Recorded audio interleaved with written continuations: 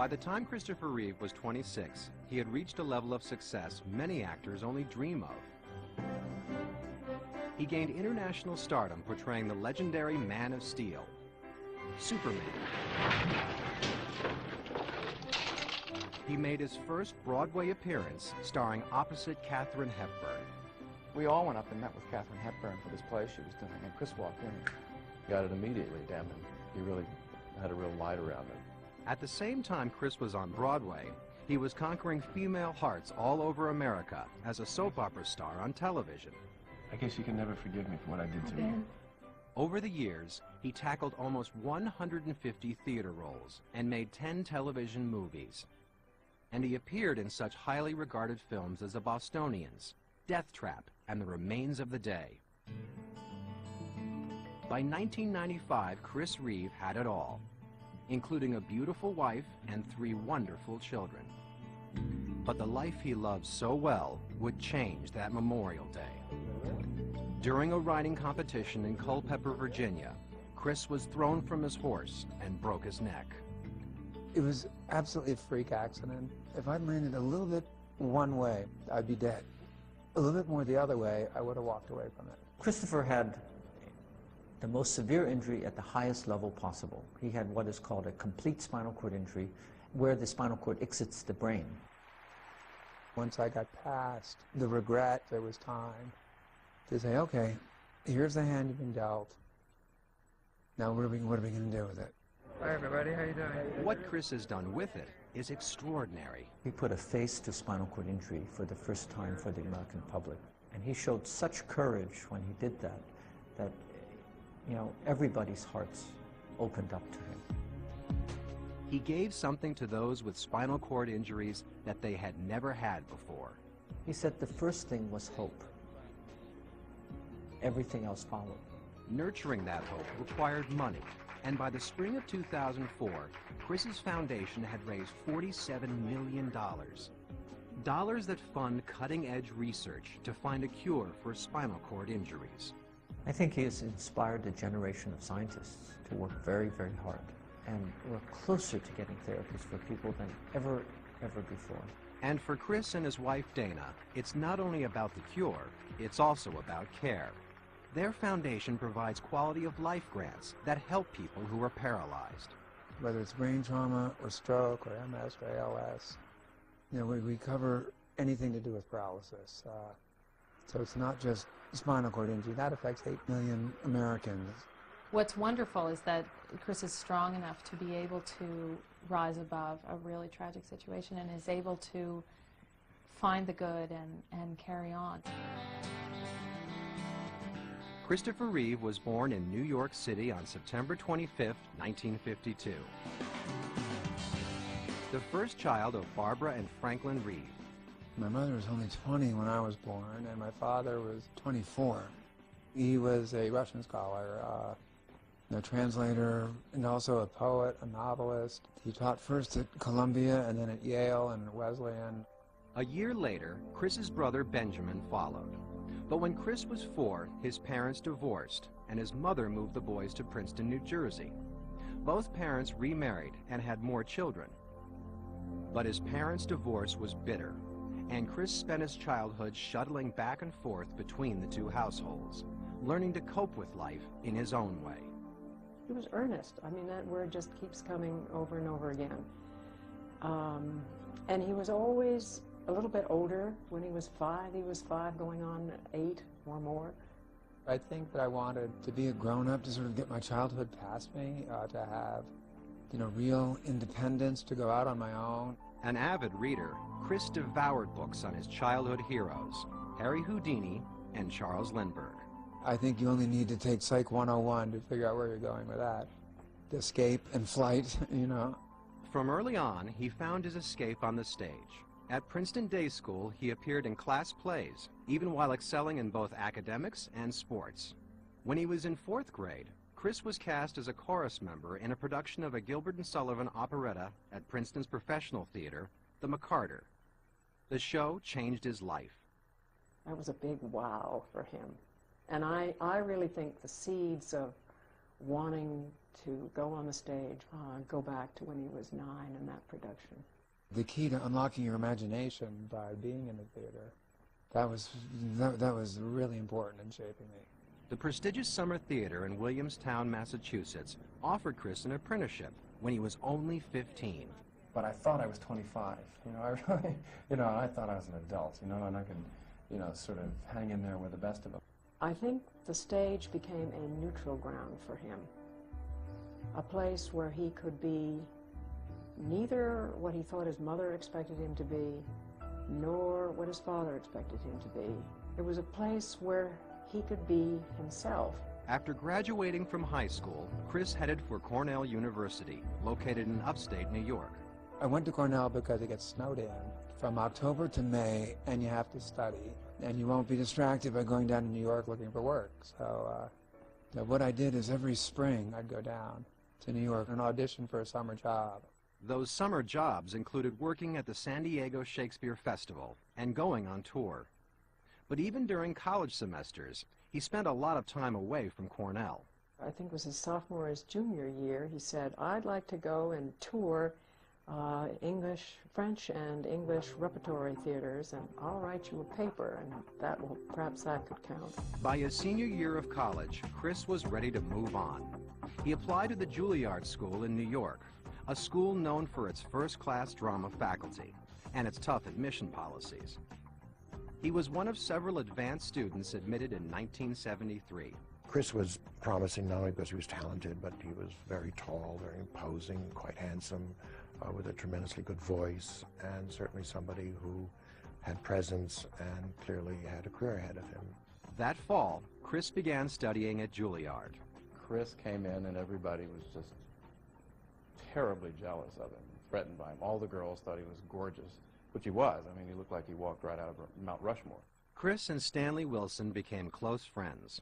That friendship soon grew to include another student, Robin Williams. Robin was, from Mars, and I was a hippie from Texas, and we were much more outwardly insane than Chris, but we had a great time because we kind of complemented each other nicely.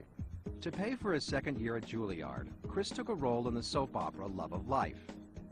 He played the duplicitous Ben Harper, a bigamist. I guess you can never forgive me for what I did to you. Ben, and I have.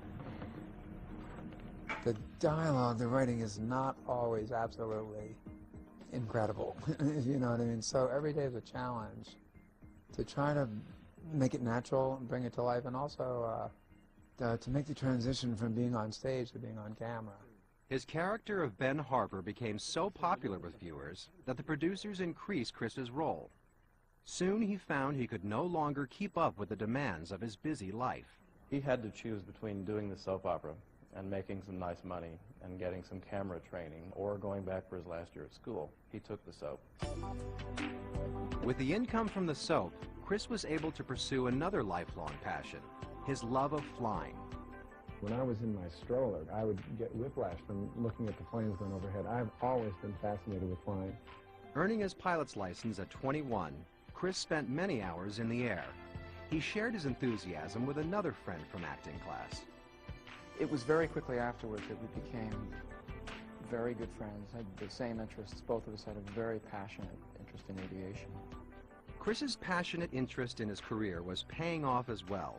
In 1975, even as he appeared on Love of Life, he won his first role on Broadway, playing the grandson of Katharine Hepburn in A Matter of Gravity. But Chris almost didn't get past the audition. Miss Hepburn and the producer Robert Whitehead were out in the audience, out in the dark. And as Miss Hepburn, before I began, I'm sure my grandmother, Beatrice Lamb, would like to be remembered to you. Now, of course, you remember that you were classmates with Bryn Mawr, and there was this silence. And then I hear from the auditorium, "Oh, Bea, I never could stand her." Even so, they hired him on the spot, and Chris ended up learning a lot about acting from his legendary co-star.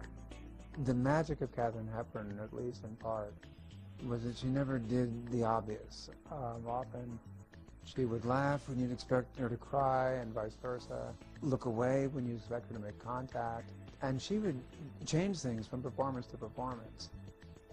In 1976, Cristopher Reeve had already made his Broadway debut.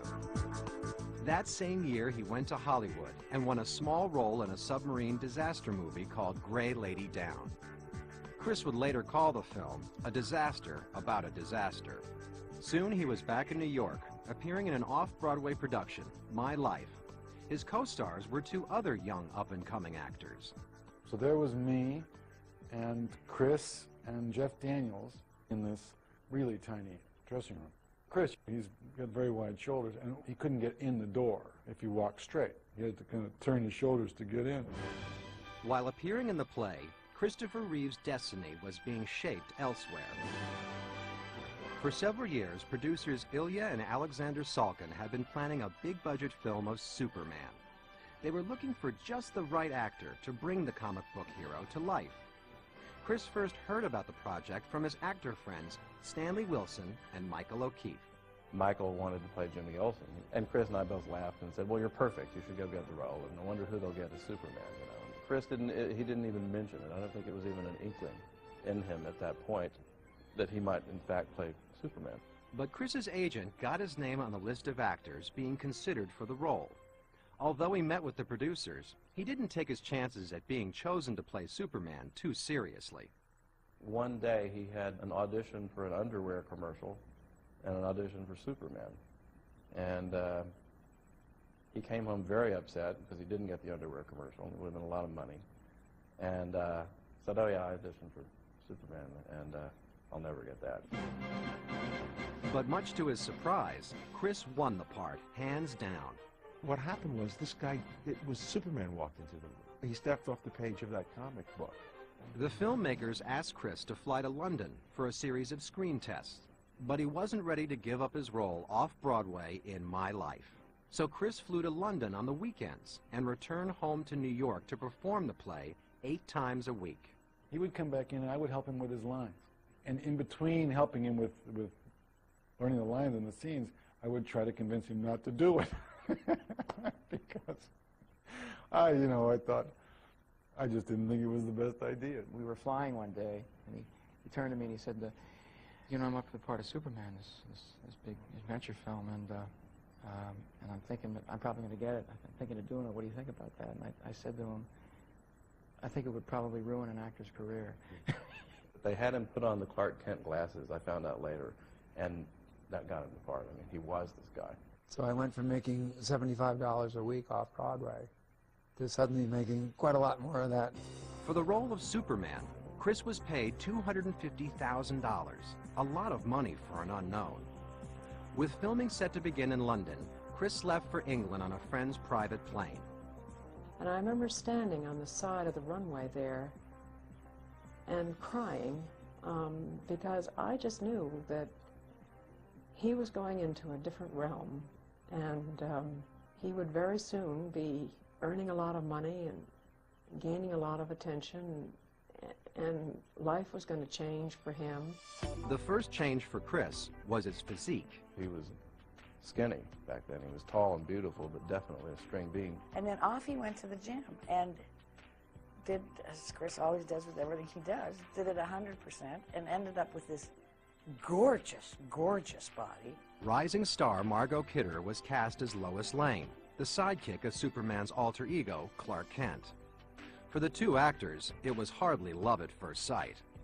When Chris and I first began working together, we were not enamored of each other. I mean, I was chaos. I would come charging into scenes not having planned anything, and I'd go with this and I'd go with that. Cristopher would just be horrified at this out-of-control berserko person. In several months, however, his relationship with his volatile co-star began to improve. Then the brother-sister bickering turned into a real brother-sister relationship. We were strapped in those harnesses hanging from that ceiling for months on end, so we got really, really close. And I think that's what made it work on screen. Oh, can I take you to the airport?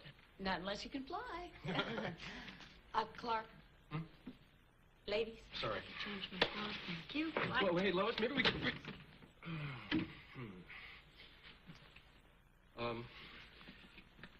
Lois? Would you be a pet mail that for me? Thanks. Oh, sure. Night. But the long hours and 18-month shooting schedule took their toll on Chris. I think Chris was very lonely in London. Before he left, he would say, you know, I'm still going to be the same old Chris, you know, sneakers and dirty blue jeans. And I think when he got to London and everybody was addressing him as Superman and talking about him as Superman, he yearned for someone who knew him as Chris in the sneakers and the dirty blue jeans. Chris's lonely days came to an end one day as he stood in line for lunch at the studio commissary. There, he met a London modeling executive named Gay Este. Within months, the two were inseparable.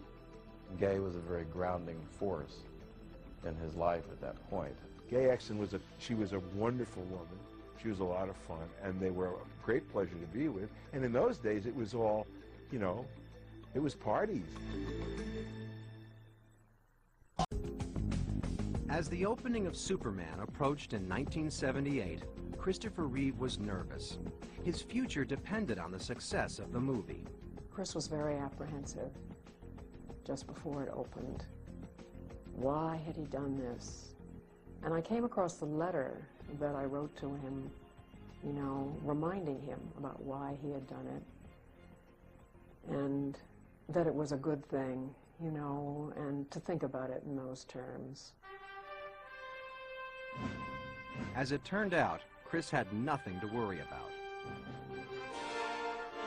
When Superman opened in December of 1978, it was a smash hit. Critics pointed to his performance as one of the major reasons for the film's success. First of all, physically, there's a kind of dash, that kind of matinee idol, Errol Flynn quality that you never sense that this guy was straining to pull off a stunt. He's definitely coming, Mr. Luthor.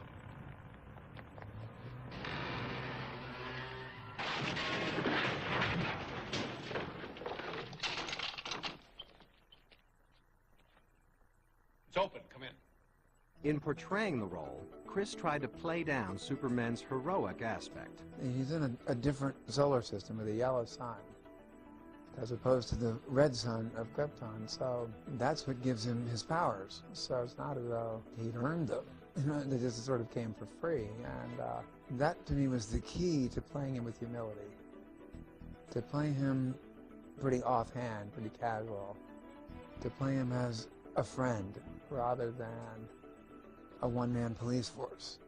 His interpretation as Superman's alter ego, Clark Kent, also drew praise. I mean, he really played sort of Cary Grant in Bringing Up Baby as Clark Kent, and it was a marvelous performance. With Superman's release, Cristopher Reeve became an international superstar overnight. He never skipped a beat. He never, for a second, lost his central notion of himself as an actor. I used to live in a 5th floor walk-up, and Warner Brothers would start sending limousines. And some of my out-of-work actor friends live on the same block. And out of sheer embarrassment, I used to ask the limo to wait around the corner, and I would sort of come out, sneak up the street, and get in a limo and drive away. One day, an actor friend caught me doing that and says, "You hypocrite. Don't you think we're happy for you? Get in a limousine and drive away and do it for us, okay?" And I knew that it was okay to go ahead and be famous. But after Superman, Chris didn't want to be typecast as an action hero. We talked to Sean Connery about it and asked Sean what he should do, and Sean said you should play every single possible part you can to distance yourself from this. So for his first film outing after Superman, he chose Somewhere in Time, a turn-of-the-century romance co-starring Jane Seymour. He had a wonderful time making the movie on an island in Lake Michigan, but when the film opened, it bombed. He was having better luck, though, in his personal life. In December 1979, Chris and Gay Exton welcomed a son, Matthew.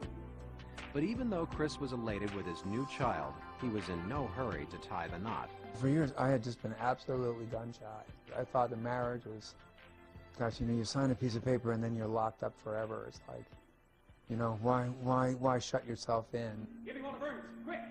In 1980, Chris returned to Williamstown, Massachusetts, and to the same theater where he had once served as an apprentice. Working at the small summer theater was quite a change of pace for the international superstar. Here I can disappear into the ensemble, which is getting back to the basics of when I first started to learn to act, and I find that very necessary. I've never met anyone that's as driven and has as strong a work ethic as he does. You know, and he started then and he just stayed with it. Chris also put his determination to work in other areas. He continued to champion political and social causes. It was a passion that began when he was 15. I remember going door to door on behalf of Bobby Kennedy to sort of get people to think about voting for him. And then it went on in 1970. I remember I joined a protest against the invasion of Cambodia.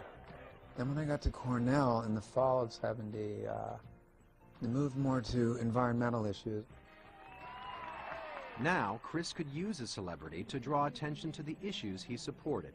He threw his weight behind such organizations as the Special Olympics. The time when I really found out about Superman was when I met all the participants and the coaches and the athletes of Special Olympics, and I realized that they are the Supermen. In 1981, Chris starred in Superman 2. He also returned to the Broadway stage in 5th of July, playing a Vietnam veteran who is a double amputee. The play went on to receive 5 Tony Award nominations. His Broadway success was followed by the movie version of Death Trap. Co-starring with Michael Caine, Chris played a young psychopath. One of the things about Chris, and this may sound counter to the hero thing, but he's a great villain. He was a great villain in Death Trap, you know. I've always believed that an actor should never judge the character that he's playing. That allows you to play somebody evil or somebody with values that aren't the same as yours, and it really frees you as an actor. By 1983, 31-year-old Cristopher Reeve was already firmly established in his movie career.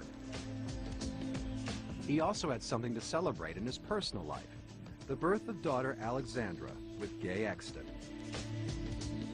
That summer, Chris took a substantial pay cut to appear with Vanessa Redgrave and Madeline Potter in the Merchant Ivory film The Bostonians. The script was just too good for him to pass up. What I liked about it is the character I played, Basil Ransom, is morally ambiguous. The audience shouldn't know at the end of the film whether he is a knight in shining armor who rescues a young woman from a very arid kind of life, or whether he's an absolute spoiler who is basically a chauvinist pig. It's just your sweet nature. You always wanted to please someone, Miss Chancellor, your parents, whoever else is dear to you. But it's not really you. You're meant for something different. You're meant for privacy. You're meant for love. For me.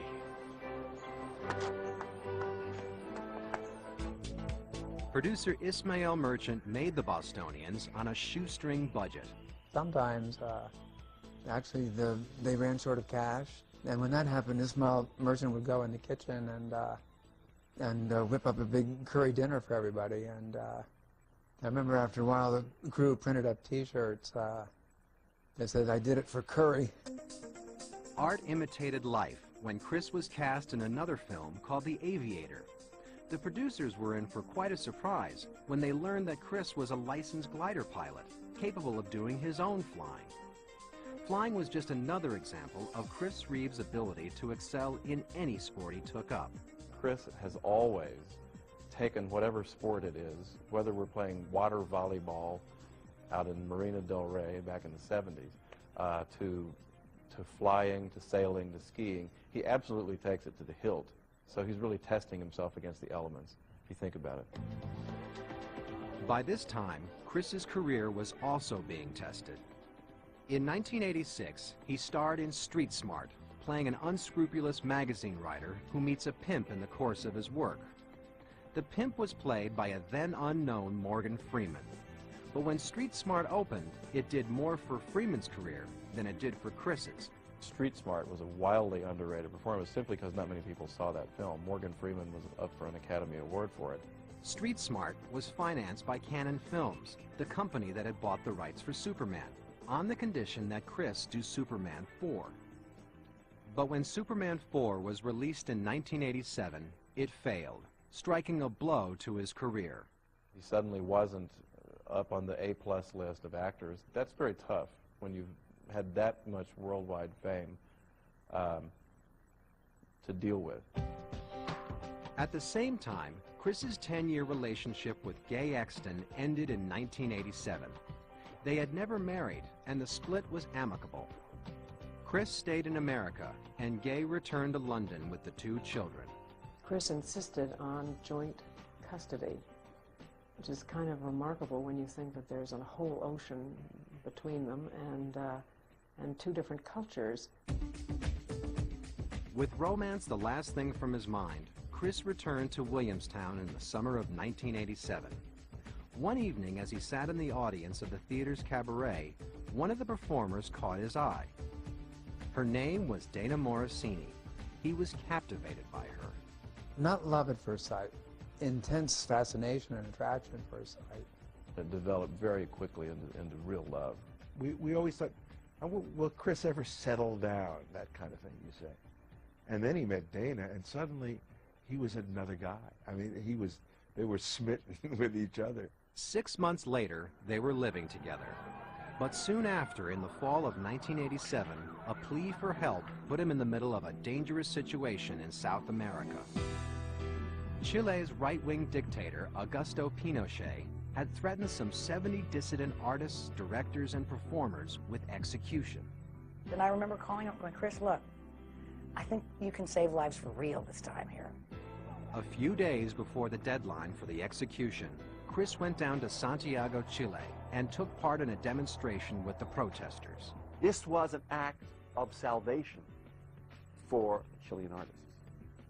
Because if Chris had not gone down, I think some of them would have been killed. The international attention Chris focused on the regime worked. The death warrants were lifted. When Chris came back, he was moved in the sense like an earthquake moves you. He said they had been 2 or 3 of the most important days of his life. Several years later, Chris translated that experience into political action at home. In 1989, he formed the Creative Coalition with Ron Silver, Susan Sarandon, and a number of others. The idea was to educate public figures, meaning ourselves as well, that we needed to learn the issues in order to be able to communicate effectively with the media, and then to go and speak about the issues.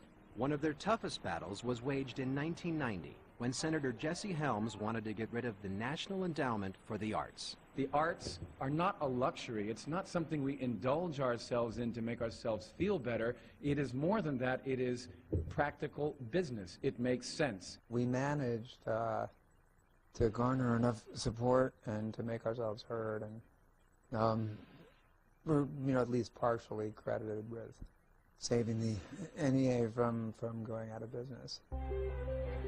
And Chris took a big step in his personal life when he married Dana on April 11th, 1992.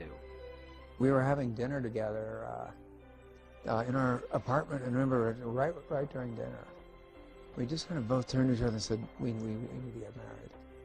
It's time to get married, you know, and actually we didn't finish dinner. You know? Their son Will was born 2 months later. Chris's personal growth also informed his work. His supporting role in The Remains of the Day in 1993 revealed a seasoned actor able to hold his own with such consummate performers as Emma Thompson and Anthony Hopkins. Former housekeeper, at present living in Cleveland, has indicated to me, sir, that she might be prepared to return to service. What's this, your girlfriend? Or you mean a former attachment? Oh, no, sir, no, sir. No, but very able housekeeper, sir. Most able housekeeper. I was just kidding, Stephen. Yes, sir? Sorry. That was one of the few films where I didn't watch with my hands or my eyes. You know, I actually said, well, that's pretty good. Ladies and gentlemen, we welcome now one of our key following three. Here is entry number 103, Cristopher Reeve. In the 90s, Chris began to take another of his interests more seriously, competitive horseback riding. He had started riding in 1984 and had become an experienced equestrian. It's a sport that rewards patience, perseverance, understanding, you know, rather than a lot of the traditional kind of male sports which are based on aggression and hitting and kind of conquering. On Memorial Day weekend, 1995, Chris headed for Culpeper, Virginia to compete in an equestrian event. It was a decision he had made at the last minute. It was a sort of a toss-up between doing that or going to an event up in Vermont or going sailing. But a couple of days before the event, a whole group from the barn where I trained had decided to go down to Culpeper together, and I was convinced to go with everybody. In 1995, Cristopher Reeve was in Culpeper, Virginia for a jumping competition in Commonwealth Park. Saturday, May 27th began well. However, as he galloped toward the third jump, his horse, Buck, suddenly stopped short, and Chris was thrown from his horse. I came straight down on the top rail of the jump. I hyperextended my neck and slumped down in a heap. Head first, 6 feet 4 inches and 215 pounds of me, straight down on the rail. Within seconds, I was paralyzed and not breathing. Medics rushed Chris by helicopter to the University of Virginia Medical Center in Charlottesville, where doctors battled frantically to save his life. Mr. Reeve currently has no movement or spontaneous respiration. He may require surgery to stabilize the upper spine in the near future. Chris had broken the first and second vertebrae in his neck, damaging his spinal cord. He was paralyzed and unable to breathe without a respirator. He nearly lost all hope, but his wife, Dana, had hope enough for both of them. And then I mouthed my first lucid words to her. Maybe we should let me go. Dana started crying. She said, I'm only going to say this once. I will support whatever you want to do, because this is your life and your decision. And then she added the words that saved my life. You're still you, and I love you. Chris is a man blessed with an extraordinary inner strength. He's a fighter and a survivor of the First Order. But this has to be the toughest challenge that he's ever faced. I know it's mine. After 10 days in intensive care, Chris endured extremely risky surgery to reattach his skull to his spinal cord. We're encouraged by the fact that he's moving his right trapezius voluntarily. He also has some movement on the left side. By the end of June, he was out of immediate danger. After a month in the hospital, Chris transferred to Kessler Institute for Rehabilitation in New Jersey. There, he began an intensive exercise program, drawing on the same qualities that had helped him in his acting career. My experience of self-discipline, of resilience, a commitment to doing my absolute best, to really working hard, that work ethic that comes with being an actor, helped me tremendously in dealing with the prognosis they gave me and in getting me started on exercising and on saying something might happen, let's not give up. There is an enormously new focus in Chris, a kind of, when you sit and talk to him, if you've known him before and you know him now, he is so there. He's so there that it's quite extraordinary. It's almost intimidating. On October 16, 1995, after more than 3 months at Kessler, he made his first public appearance since the accident. He went to New York City to attend a fundraiser for the Creative Coalition. He was there to present an award to his longtime friend, Robin Williams. Many of his friends were moved by his courage. I think it'll be good to see Chris again. I've seen him in the hospital. I think he's doing really well and very courageous. He had met his first test. Once back at Kessler, Chris took on another new challenge: To help build up his breathing, he increased the amount of time spent off his ventilator. After 5.5 months at Kessler, in December 1995, Chris was finally ready to go home and begin the second part of his life. He dedicated himself to finding a cure for spinal cord injuries. He was determined to do something about it. What he wanted to know was how. Hello? He said, well, will there be therapies that will restore function to people? I said, yes, if we're lucky, if we work very hard, and we had all the resources that we needed. So he and Dana set up the Cristopher Reeve Paralysis Foundation. It's part of my obligation, I believe, to help push the public and the private sector to work together to make the funding happen, to keep the research scientists doing their job.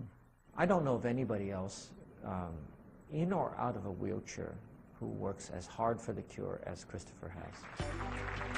Chris began traveling regularly, making speeches and lobbying Congress to get more funding for spinal cord injury research.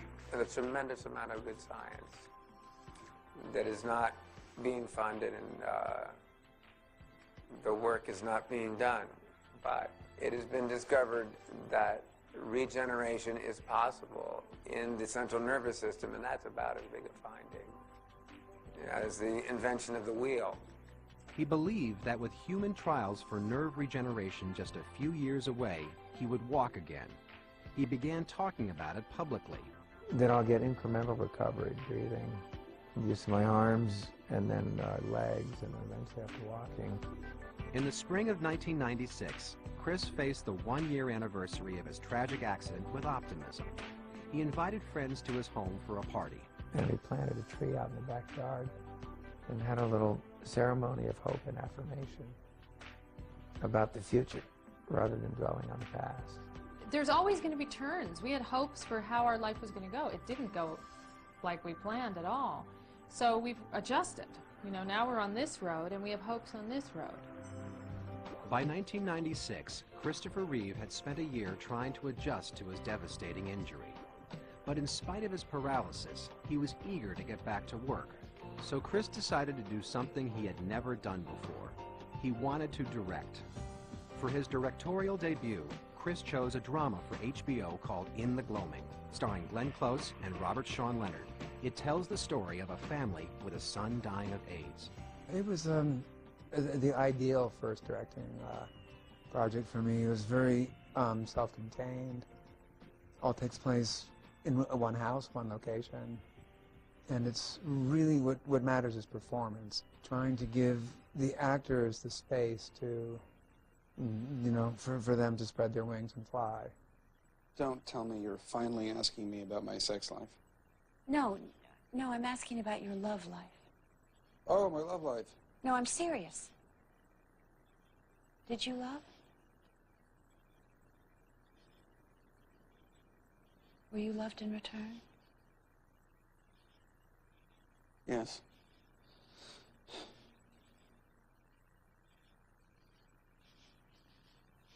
Good. Chris received an Emmy nomination for his directing.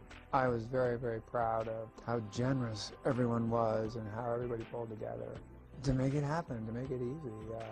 So I didn't really have to do much except just enjoy. Just watch and then say, print. And action. He also returned to acting. He appeared in a TV movie called A Step Toward Tomorrow and starred in a television remake of Rear Window. No. In 1997, Chris also experienced a change in his own condition. He regained some feeling at the base of his spine. I feel all the way down my left leg, so that when I got 2 blood clots in a row, my left leg was excruciating pain. Sometimes pain is good. In 1998, Chris chronicled his story of spirit and determination in his best-selling autobiography, Still Me. Which is, I think, a wonderful title. And I think this was the most important effect of Cristopher on people, that they treat people with spinal cord injury as people, as still them. To help them, Chris and his wife opened the Cristopher and Dana Reeve Paralysis Resource Center in Short Hills, New Jersey. It provides information on everything from travel to the latest in research for those suffering from paralysis. Whether it happened yesterday or 20 years ago. And you can go online to paralysis.org and information specialists will help you. And I'm very proud of that because when I was injured, we had nowhere to turn. In November of 2000, Chris saw another sign of progress in his condition. And I was sitting in my office with Dana, and my index finger, my left index finger, began to move. And she said, "Are you doing that on purpose?" And I said, "No." And she said, "Well, try." And so I looked at it, and I did. I tried, and I found, yeah, I could move it. And so I figured, if that can happen, well, who knows what else can happen? Let's go find out. I think we'll reach and impact more people than me giving 55 speeches. So I felt that both as a disabled person and as a filmmaker, that it would be the right thing to do to tell this story. He's really good, and then, you know, couple that with the situation he's in, and then he becomes amazing. He becomes, in fact, Superman. But what we hope you can learn from us and from each other is to take no one in your life for granted. Given the parallels between our lives, he's very sensitive about what needs to be demonstrated in a situation like my own. It feels important to me to try to make a contribution to raising awareness about spinal cord injury. I mean, just in very simple terms, for example, most people don't have any idea what it takes to end up sitting in a wheelchair in the morning, particularly when you have a severe injury and you're completely dependent on other people to do everything for you. When the film completed production in July of 2004, Reeve continued to use his star power to raise public awareness of the issues paralytics face in everyday life, and pressed lawmakers to lift a presidential ban on stem cell research. Unfortunately, Reeve would not live long enough to see the potential results of his tireless crusade. Family, friends, and fans are mourning Cristopher Reeve, the actor and medical research activist. Reeve died yesterday of complications from an infection at a hospital north of New York City. He was 52. Reeve suffered a heart attack after developing an infection from a pressure wound, which is a common complication for people living with paralysis. His sudden death on October 10, 2004 is undeniably a loss. But Reeve leaves behind a legacy of hope for millions. He worked tirelessly throughout the last 9 years of his life, not only on his own personal progress, but for the causes that, without his effort, might never have gotten the attention they deserved. An advocate for advancement and a catalyst for change, he became an international symbol of courage. And while he may have played a superhero on screen, Cristopher Reeve proved that you can be a bigger hero in real life.